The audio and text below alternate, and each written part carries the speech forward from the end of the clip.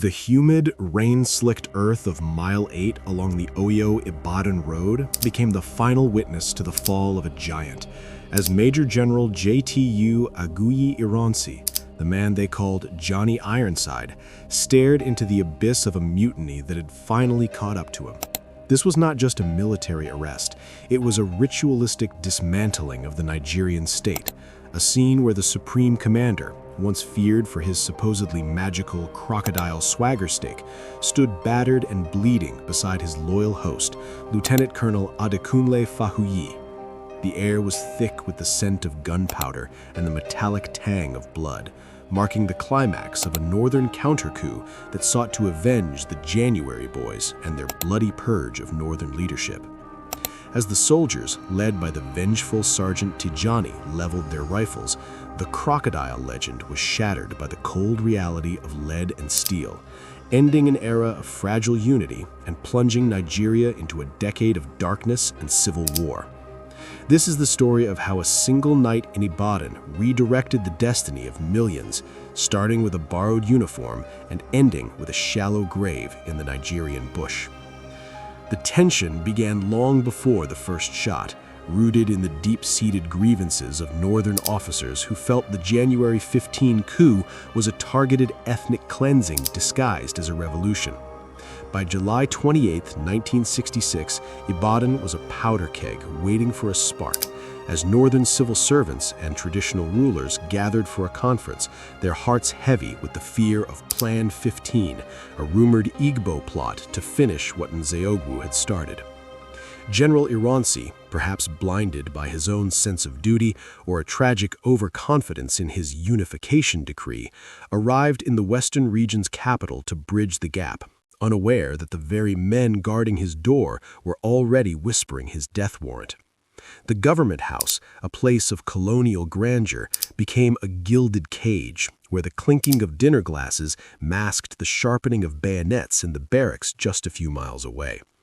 While Fajuyi played the perfect host, offering a grand reception to bury the simmering tensions, the hand of fate was already guiding Major T.Y. Danjuma and his cohorts towards a confrontation that would leave the nation's leadership in ruins. At the 4th Battalion in Ibadan, the atmosphere was electric with the nervous energy of men about to commit high treason, as Lieutenant Colonel Akahan and Lieutenant Garba Dada Pico coordinated with a network of Northern officers across the country. Major T.Y. Danjuma, a man of stoic discipline and fierce Northern loyalty, was the tactical brain behind the Ibadan operations, despite the fact that he was technically a guest himself, staying at the Mokola Barracks. The sheer audacity of the plan was matched only by its chaotic beginnings. Danjuma, having arrived without his battle gear, had to borrow a combat uniform from Lieutenant James Onoja, which he pulled over his pajamas in a frantic display of improvised warfare. This small, almost domestic detail highlights the desperate nature of the coup. A pajama-clad major clutching a hand grenade, prepared to blow himself to pieces if the mission failed, leading a group of soldiers into the heart of the government's power. The Crocodile was sleeping, and the young lions of the North were finally ready to pounce, driven by a mixture of ethnic survivalism and a thirst for what they deemed pure justice for their fallen brothers. The logistical movement of the troops was a masterclass in covert mobilization, utilizing Land Rovers mustered by Lieutenant Jerry Usaini to surround the government house under the cover of the early morning mist. These vehicles, symbols of military mobility, now served as the iron ring that would choke the life out of the Ironsi administration, cutting off every exit and silencing the guards through a mixture of ethnic kinship and tactical intimidation. The 106mm recoilless rifle, a devastating weapon of war, was positioned with a clear line of sight to the main building, its crew itching to level the structure, just as the Sardauna's Lodge had been leveled in January. Danjuma, however, remained the voice of cold restraint, refusing to let the building be destroyed because he wanted the Supreme Commander alive as a bargaining tool, or more likely, to face a face-to-face reckoning for the perceived sins of the previous 6 months. Every rustle of the leaves, every distant dog bark in the Ibadan night seemed to echo the impending doom of the two men inside, who were still clinging to the hope that the Nigerian army remained a professional, unified force. The sun rose on July 29, 1966, not as a harbinger of a new day, but as a spotlight on the most dramatic confrontation in the history of the Nigerian military.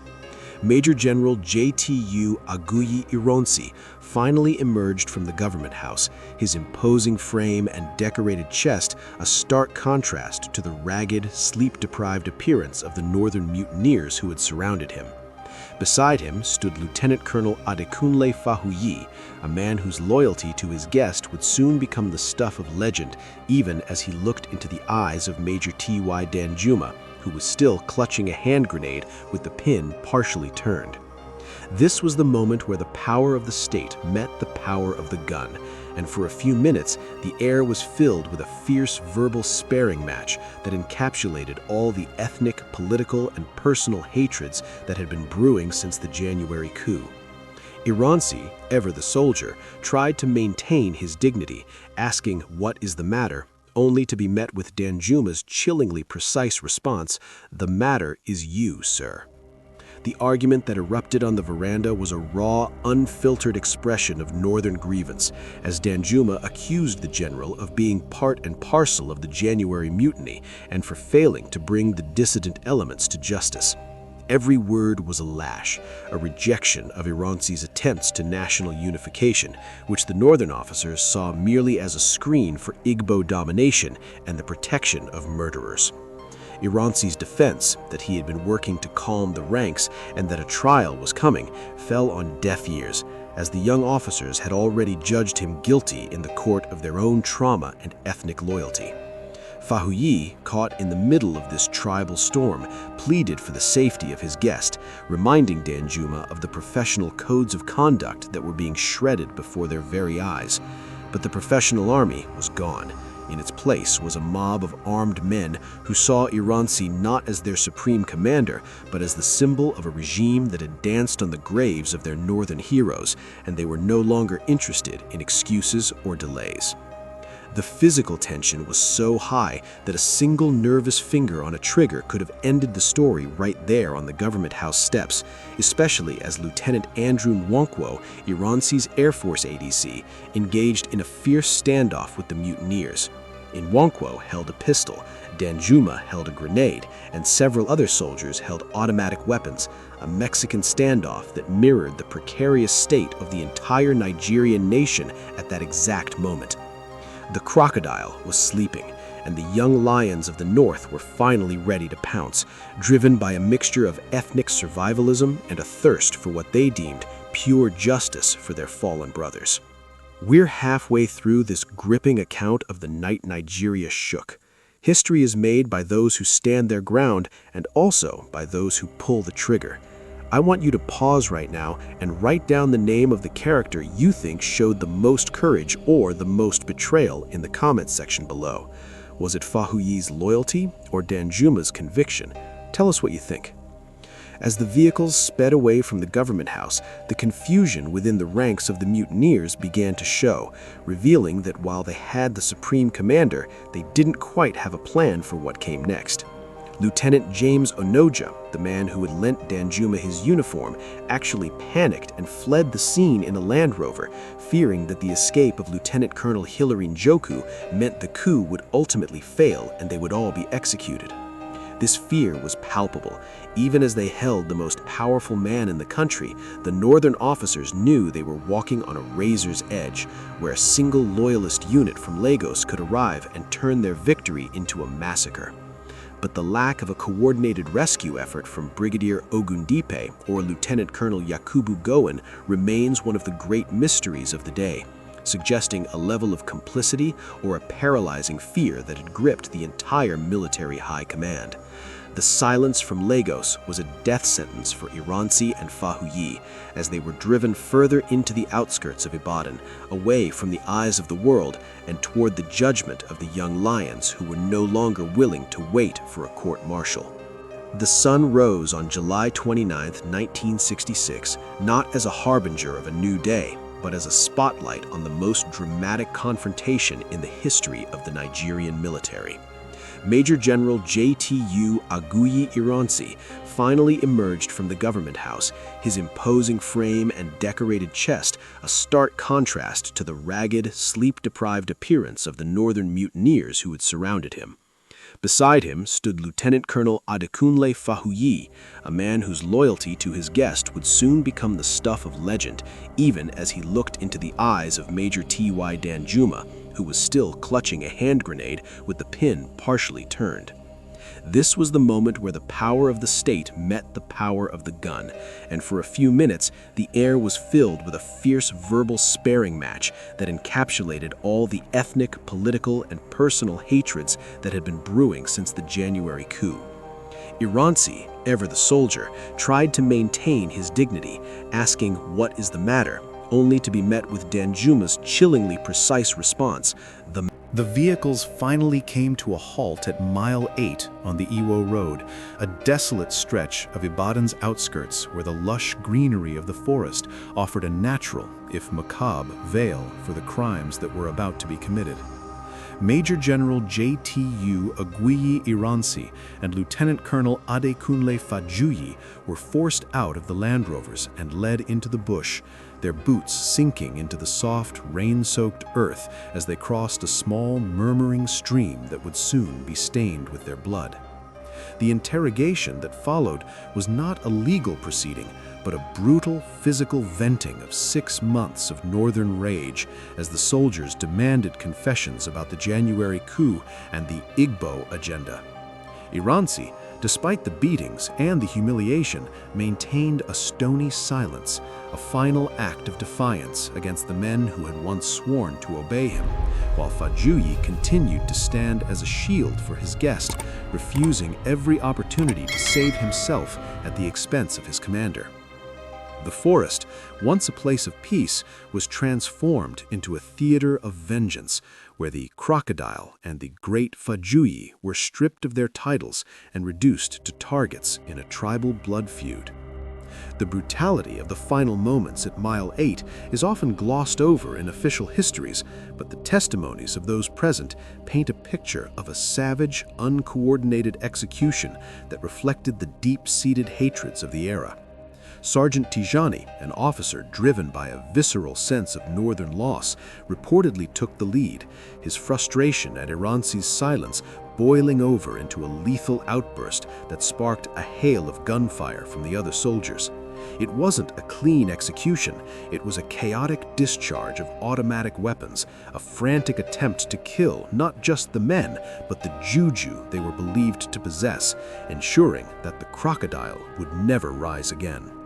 Fajuyi, who had famously told his captors that he would rather die than abandon his guest, was not spared the bullets, his body falling alongside the man he had died to protect, a tragic martyr for a code of honor that the rest of the army had long since abandoned. Their bodies were left in the shallowest of graves, covered by the very soil of the nation they had tried to lead, as the mutineers scrambled back to their vehicles, the weight of their actions finally beginning to settle in the morning air. Back in the city, the coup was solidifying into a new reality as northern officers across Nigeria's barracks realized that the head of the snake had been cut off and the power vacuum was theirs to fill. In Lagos, Lieutenant Colonel Murtala Muhammad and Lieutenant Colonel Yakubu Gowon were managing the fallout, navigating a delicate balance between the radical Araba, or secessionist elements of the North, and the need to maintain some semblance of a functioning state. The news of the disappearance of Ironsi and Fajuyi spread like wildfire through the ranks, causing panic among Igbo officers who now realized that the return match was in full swing and that their lives were in immediate danger. The professional facade of the Nigerian military had completely evaporated, replaced by a hunting ground where ethnicity was the only badge of safety and where the murder of a supreme commander was celebrated as a liberation. Ibadan, the city of brown roofs and broken walls, had become the tomb of the First Republic's second military experiment, proving that unity could not be forced through decrees if it was not backed by the trust of the men with the guns. The dust settled on the forest at Mile 8, and the political implications of the crime began to ripple through the international community, which watched in horror as Africa's most promising democracy spiraled into an endless cycle of coups and counter-coups.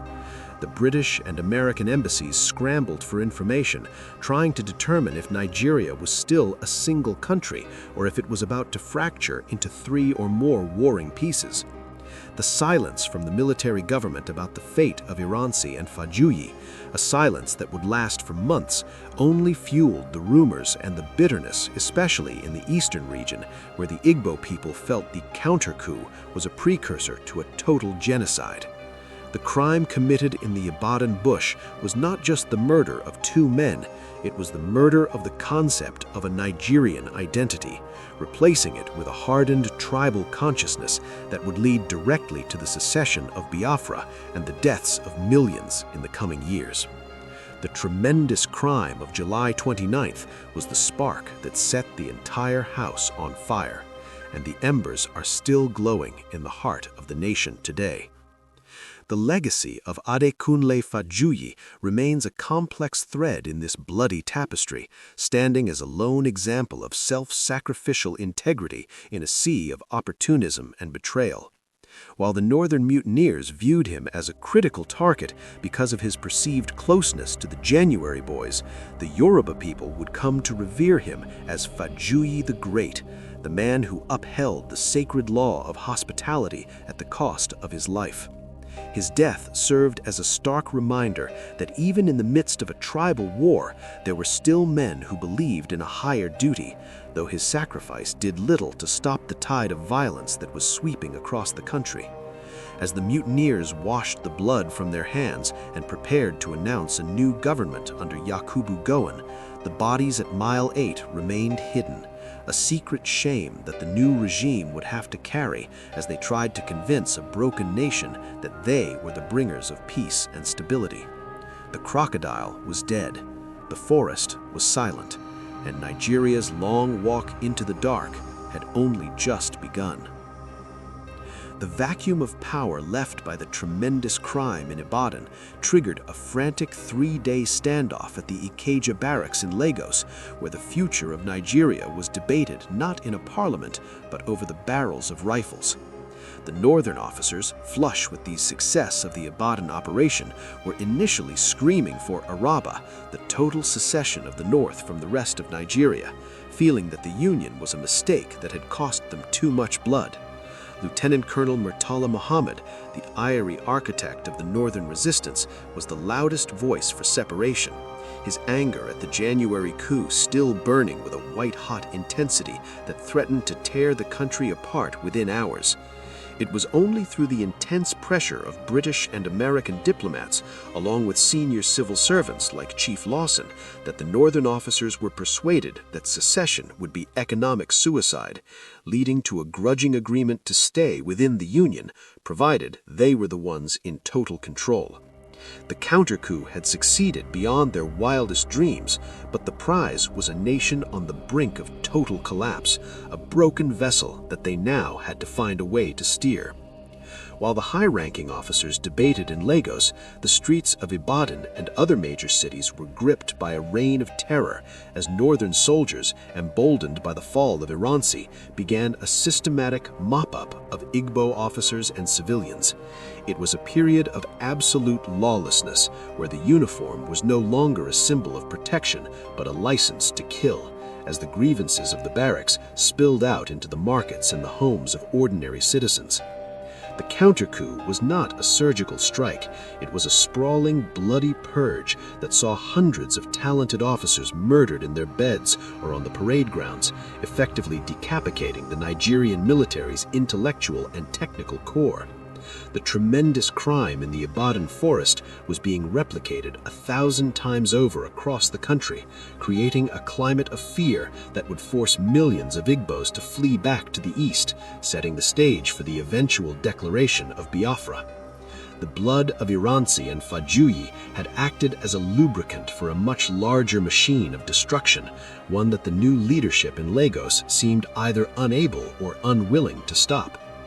The figure of Yakubu Gowon emerged from this chaos as a compromise candidate, a young, charismatic colonel from the Middle Belt who was acceptable to the northern NCOs but possessed the diplomatic touch needed to handle the international fallout. Gowon's rise to power was a direct result of the blood spilled at Mile 8, yet he found himself in the impossible position of leading a government that officially didn't even acknowledge that its predecessor had been murdered.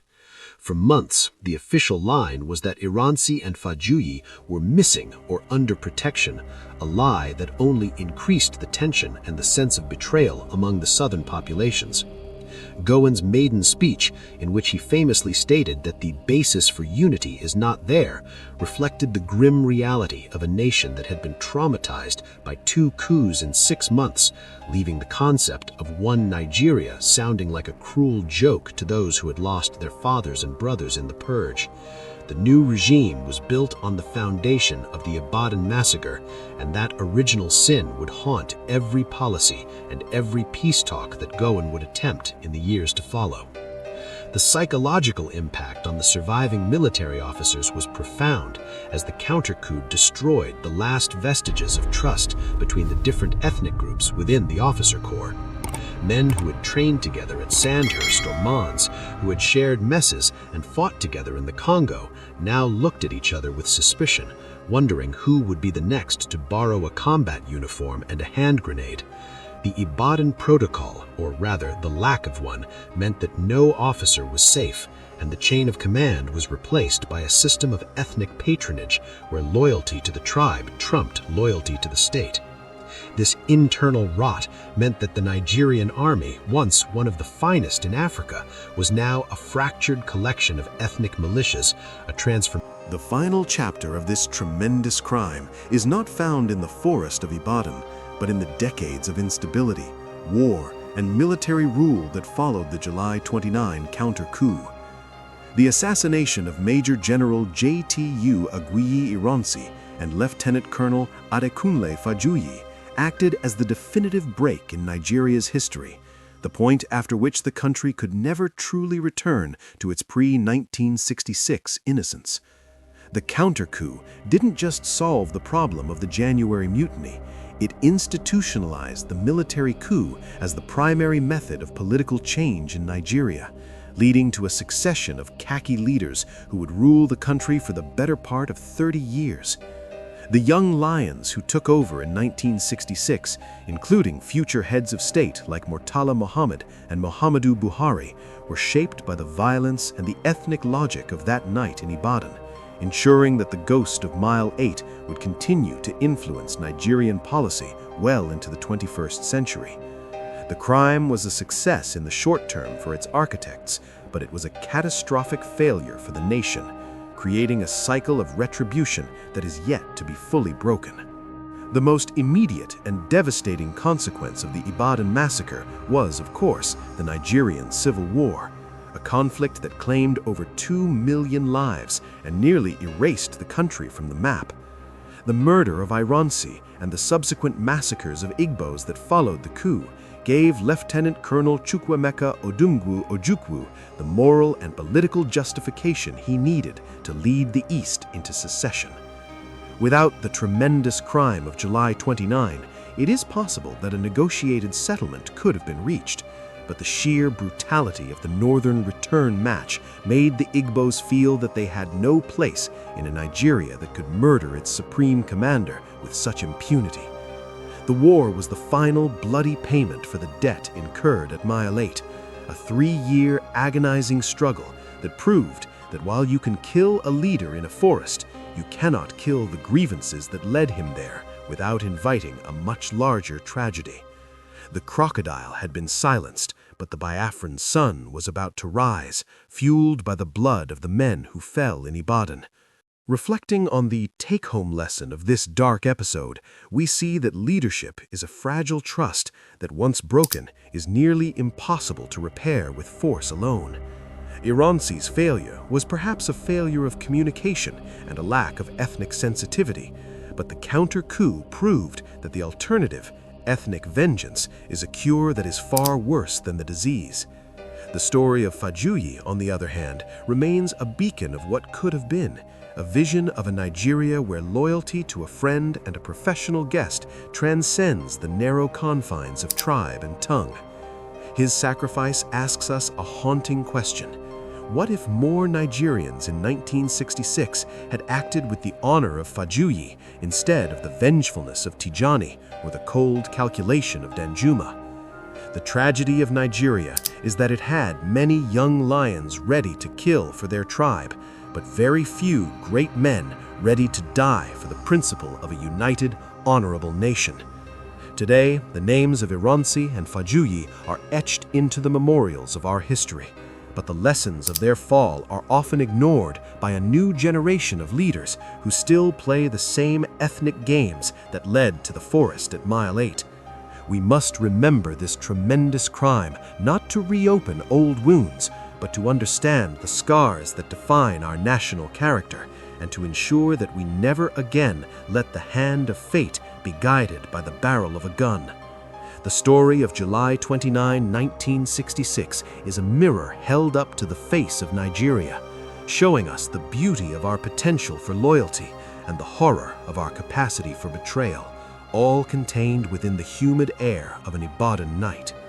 As we look back at the crocodile and his crocodile swagger stick, we are reminded that power is fleeting, but the consequences of how we use that power and how we seize it will echo through the halls of history forever.